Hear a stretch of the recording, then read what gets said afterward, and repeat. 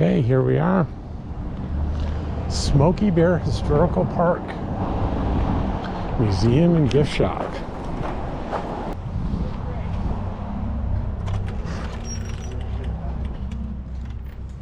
Is it okay to record? Oh, absolutely. Okay, thanks. Thank you for asking. Sure, I have a YouTube channel. Okay. If you want a card, if you want to see it. Sure. Hey, hi, little cute dog. Fire prevention dog.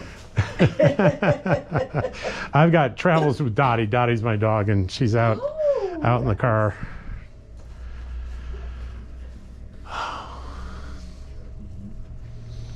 So my first thing learning from here is it's Smokey Bear, not Smokey the Bear. You're right. So I'll take that piece of information with me. Awesome. Yeah, the was put in when they did the song to make it flow correctly. And this was a real bear, right? Oh, yes. That's the actual Smokey Bear in 1950. That's when he got burned. He was like. Oh, how did he get 3 burned? months old. I don't know any of this story. Okay. Or do you mind being on YouTube? Oh, I don't mind. When you look north, you see the mountains and they come down to a V. Uh-huh. That's the Capitan Gap. Right. In 1950, we had a fire there called the Capitan Gap Fire. Mm-hmm. Okay, and he was up in a tree. Mama told him there's danger, so they get up in a tree. Firefighters and a game warden came by, and he's up there squalling, crying. Oh, wow. As far as I know, the tree had already burned. Oh, I think you might have a customer here. I can wait. Okay, but they didn't mess with the bear because you don't mess with the baby bear if mama bear is anywhere around. Oh, right. So they continued on, did their fighting with the fire, did whatever it was they were sent to do. They took care of that. Hours later, they came back. He's still up in the tree crying. Oh. They went up the tree, got him down. He burned tummy, paws, and I think even his little hiney got burned, is my assumption. And the game warden had actually flown down from Santa Fe in his plane and was helping the firefighters. He took the bear, went back up to Santa Fe. The vet was in Santa Fe. He's the one that treated him for all of his burns. My understanding is the paws were burned badly enough he couldn't walk right. Oh. So he would not have survived if he had gone back out to the wild. His Ray Bell took the bear home after being at the vet. His Ray Bell's daughter and wife helped to take care of Smokey, fed him, bottled. While he was healing, he knew the bear couldn't stay there a real long time because he's going to get big and be dangerous. So they contacted the National Campaign for Prevent Forest Fires. That started in 1944. They had tried different animals and finally settled on a bear. So they called up and said, would you like a living symbol for the bear? Wow. Yeah.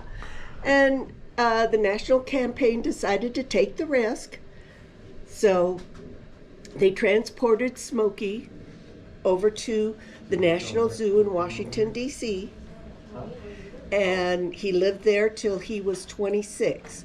Black bears normally only live for 20 years. I was going to ask because I saw Yes. the 26 up there. Yes, they normally only live about 20 years, and he lived till he was 26. So he had a good long life, even though he had a really rough start. And I was alive during most of that, and I never knew it was a real bear. Yes. There's quite a few people that come in and going, I didn't know he was a real bear. And it's like, yes, he really Well, the was. story's heartbreaking, but then heartwarming after you hear the Yes. end of the story. That's why I try to get all of that in. Yeah. Well, what was your name?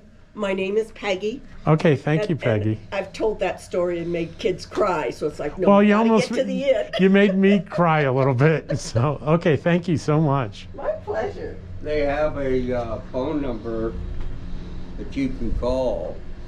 It's on a yellow paper there Uh-huh. to get,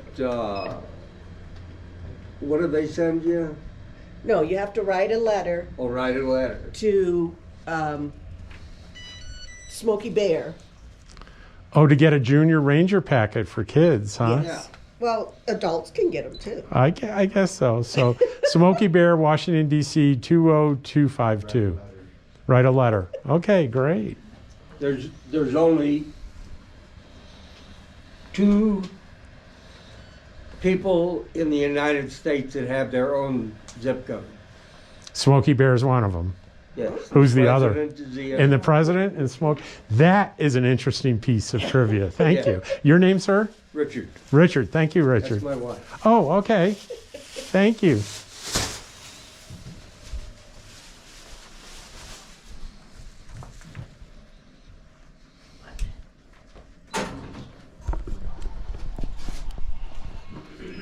Okay, don't we need a signature?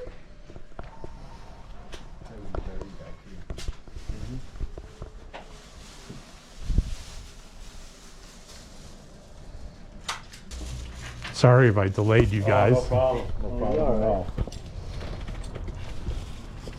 I think he's buried back there. Yeah, that's what I understand. Thank you. Can't go in that way though. Oh, you can't go in that way? Got to go around? Yeah. All right. Yeah, it's like $1. Can you guys spend the rest of the day with me so I don't make any mistakes? Yeah, go around the front there, the entrance, and there's a building history stuff. Thank you.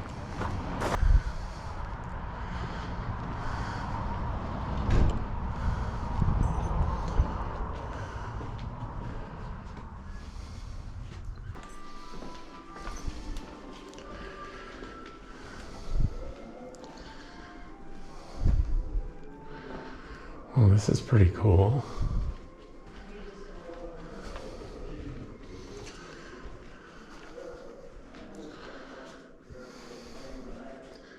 And there's Smokey Bear.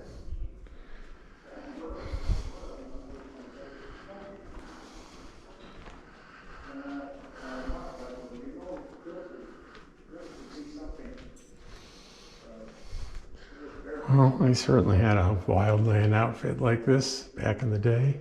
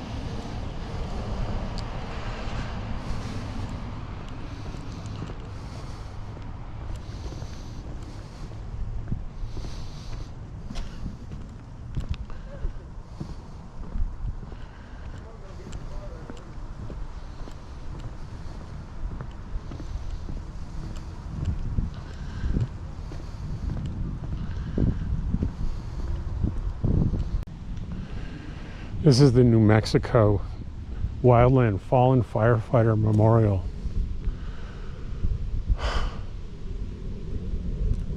So here are the fallen firefighters. We have 1, 2, 3, 6 across and 6 up.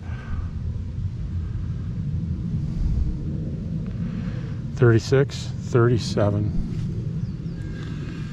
from 1946, the first one, Abanico Juan Diego Toya, 1946, and the last one was Michael Levinson in July 16th, 2022, last year.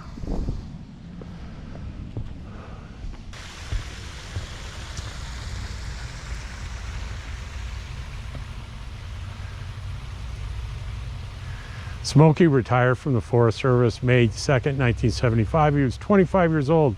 That's 70 years old in human years, which in those days was the mandatory retirement age.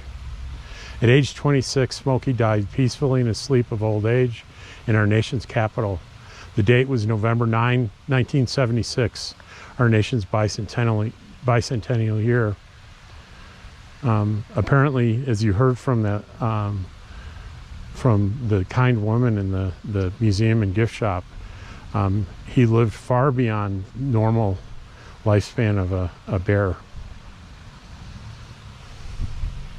And here's his grave.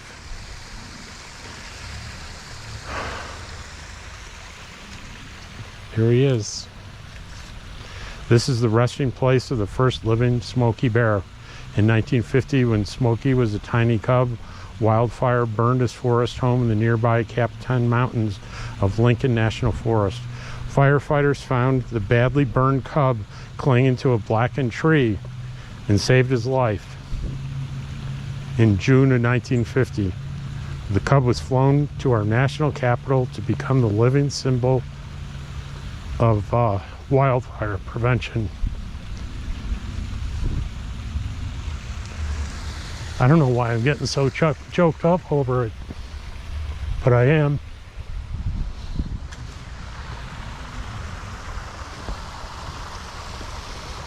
Thanks for joining me and exploring Smokey Bear.